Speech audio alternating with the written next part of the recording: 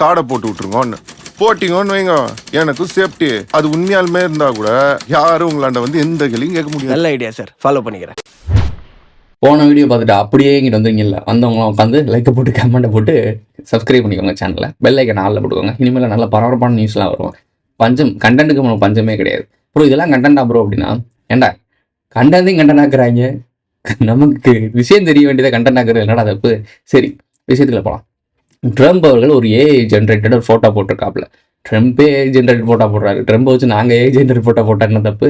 சரி, என்ன போட்டிருக்காரு அப்படின்ட்டா, கிரீன்லாண்டை நாங்கள் பிடிச்சிட்டோம், அங்கே போய் ஃப்ளாக் நட்டுறோம் அப்படின்ற மாதிரி. அதாவது கிரீன்லாண்ட் எங்களுக்கானதுன்னு சொல்லி ஏஐ ஜென்ரேட் பண்ணி அந்த மேப்பே அமெரிக்காவோட சேர்த்துட்டாப்புல. இது வந்து கடினமான கண்டனத்தை செலுத்துது. இப்போ என்ன ஆகுது அப்படின்னா, இந்தியாவில் அந்த சென்சஸ் அப்படின்னு சொல்லுவாங்கள்ல, இந்த பணம் சம்மந்தப்பட்ட அந்த இதெல்லாம் இருக்குல்ல, அது டமால்டு விழுந்திருக்கான். எவ்வளோ விழுந்திருக்குன்னு பார்க்குறீங்களா?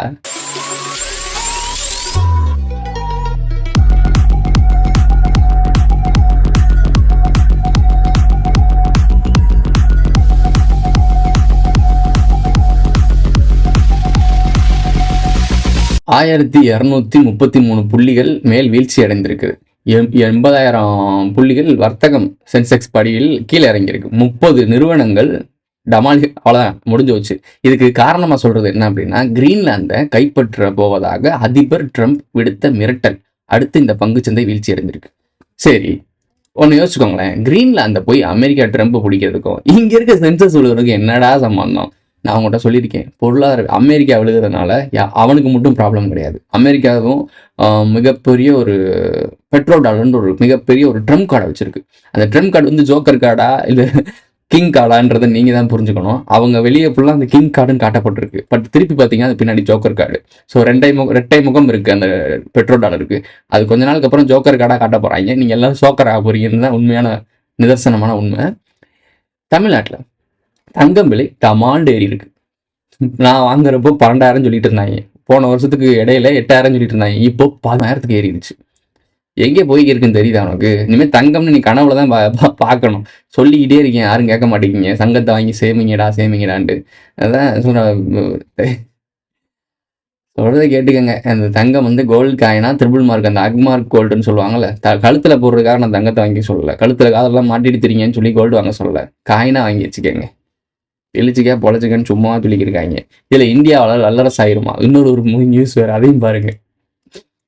இந்தியாவோட 2030 ஆண்டில் இந்தியாவின் தனிநபர் வருமானம் $4,000 இருக்குமா? $4,000 கிட்டத்தட்ட 3 லட்சத்துக்கிட்ட வரும். ஸோ இது வந்து எஸ்பிஐ பேங்க் சொல்லியிருக்கான். $4,000 ஆகத்தான் செய்யும். ஏன்னா பொருளாதாரம் விழுந்துச்சுன்னா பணத்தோட மதிப்பு குறைஞ்சிடும், ஆனால் பணம் கிடைக்கிறது அதிகமாக இருக்கும்.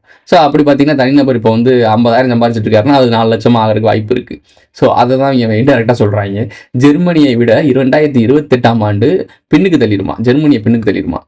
ஜெர்மனி எங்கே? அமெரிக்காவை பின்னுக்கு தள்ளிடுங்க. நீங்கள் அடுத்த சூப்பர் போரை இந்தியாண்டுக்கிறீங்க, நீங்கள் எங்கேயோ போய்க்கிறீங்க.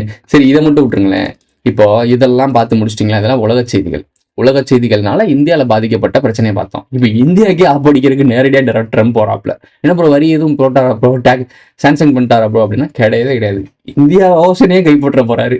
அவங்கள்ட்ட என்ன சொல்லியிருக்கேன், இந்தியன் ஓஷனில் தான் வார் இருக்கு, இந்தியன் ஓஷனில் தான் ஆயில்.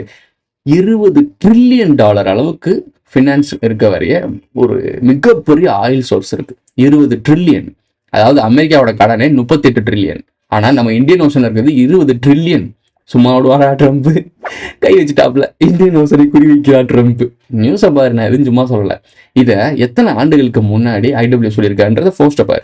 2023 3ஆம் உலக போர் பற்றி பேசுனதுல மகாபலிபுரம் 2032 to 2036 தான் வேர்ல்டு வார் நடக்கும்னு ஒரு போஸ்ட் போட்டிருக்காரு. அது டேட்டை பாருங்க, டிசம்பர் 6 2023 போட்டிருக்காரு. அதாவது இந்தியன் ஓஷனில் தான் இருக்கும். தமிழ் சவுத் இந்தியா தான் மெயின் பாதிக்கப்படும். மகாபலிபுரம் அட்ரஸ் பண்ணிக்கோங்க. ஸோ அது மட்டும் தான் போட்டிருக்காரா? இருள் பெரும் தகவல்னு சொல்லிட்டு. அதுக்கப்புறம் அமெரிக்கா வந்து தாய்வானை தாக்குதுன்னு சொல்லிட்டு சீனா அமெரிக்கா அவங்களாம் சண்டை போடுற மாதிரி ஒரு வார்ம் அப் பண்ணுவாங்க. அதாவது வார் வர மாதிரி ஒரு வார்ம் அப் பண்ணுவாங்க. பட் அது வார் கிடையாது. உங்களுக்கு வந்து ஒரு ஏமாத்து வேலை மாதிரி கண் துடைப்பு நாடகமாக நடத்தப்படும். ஆனால் இது எல்லாரும் உலகம் முழுக்க பேசப்படும் பரபரப்பான செய்தியாக இருக்கும். வேர்ல்டு வார் வந்துருச்சுன்னு சொல்கிற அளவுக்கு இருக்கும் அப்படின்னு சொல்கிறாரு. ஆனால் அது வார் கிடையாது. வார் வரப்போகிறது 2036 தான் நடக்கும். So 2030 to 2036. அதுக்கப்புறம் போட்டார் 2024 போட்டுருக்காரு பொருளாதார வீழ்ச்சி. சரியாக மனிதர்களுக்கு 6 வருடங்கள் தான் உள்ளது. பொருளாதார வீழ்ச்சி தொடரும், பஞ்சம் வரும், 3ஆம் உலகப் போர் வரும், இதை தொடர்ந்து பேண்டமிக்கும் வரும். ஒரு அம்மா சொல்லியிருக்கு. அதாவது நான் சொல்லியிருக்கேன்ல, தாய் கிழவி வரப்போறாங்கன்னு. அது தாய் கிழவி கூட்டம்னு சொல்றது நான் உங்களுக்கு முன்னாடியே தெரியும்.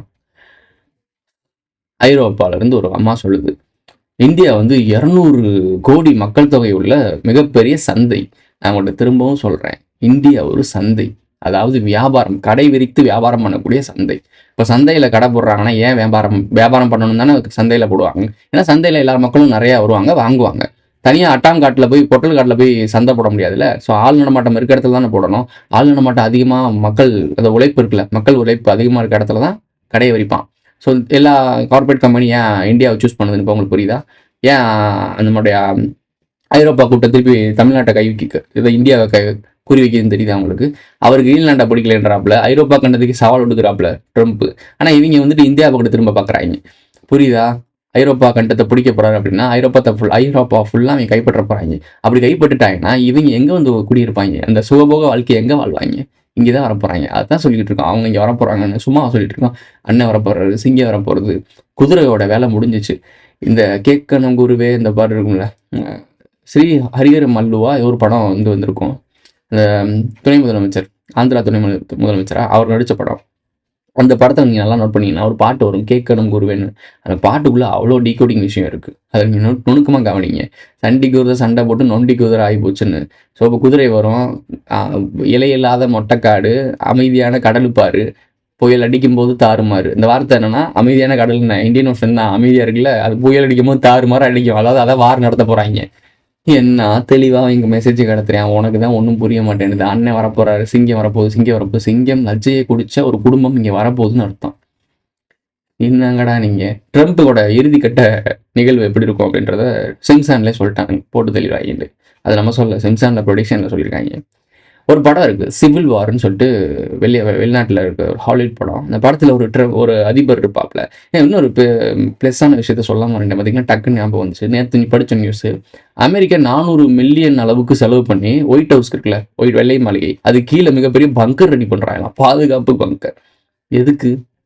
அதான் போர் வராது, எதுக்கு பங்கர்? மார்க் ஜக்கர்பர்க் பங்கர் கட்டுவாராம், எலன் மஸ்க் அதாவது செவ்வாய் கிரகத்துக்கு ஓடி வரா. இங்க இருக்க பங்கர் கட்டிட்டு இருக்காங்க, பெரிய பணக்காரங்க தங்கத்துல முதலீடு பண்ணிட்டு ஓடி இருக்காங்க. நீ என்னன்னா முட்டாத்தனமோ, சரி விடு. ட்ரேடிங் பண்றேன்னு பேசிட்டு இருக்காங்க. இந்த ட்ரேடிங் பண்ற கோமாளிக்கெல்லாம் ஒரு வீடியோ போட வேண்டியிருக்கு, அப்புறம் போடுவோம். இப்போ இந்த ட்ரம்ப் வந்து ட்ரம்ப் வாயில வருது. ட்ரம்ப் மாதிரி ஒரு நபர் வந்து அமெரிக்கா பிரசிடென்டா இருப்பாப்புல. அதை பார்க்க கிட்டத்தட்ட அவர் மாதிரி தான் இருக்கும். அந்த சிவில் வார்ன்ற படத்துல பிடிச்சி தரன்னு இழுத்துட்டு போய் டம் டம் டம் டம் போட்டு தெரிவாங்க. இதுதான் எதிர்காலம் ப்ரெடிக்ஷன்.